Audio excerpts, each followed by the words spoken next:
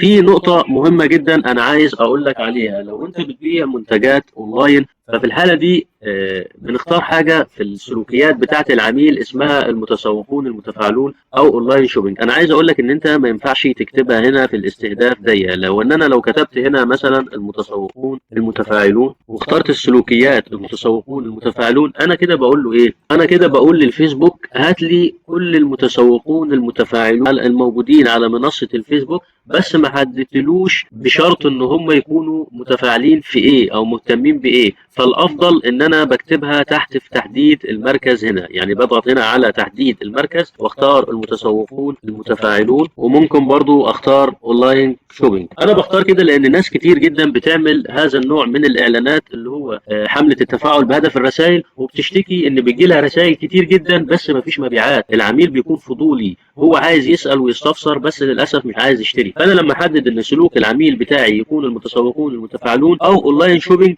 أنا في الحالة دي هوصل للعميل اللي هو بيشتري فعلا. بس زي ما قلت لك لازم تحطها في تحديد المركز، يعني تحت يجب أيضا أن يطابق وتحط له البيانات دي أو السلوكيات دي. ليه؟ لأن أنا كده بقول للفيسبوك هات لي الناس المهتمة بالسوشيال ميديا ماركتينج بس يكونوا متفاعلين او اونلاين شوبينج. يعني انا بحدد الاثنين في وقت واحد، يعني انا بقول له ده سلوك العميل بشرط ان هو يكون مهتم بكذا.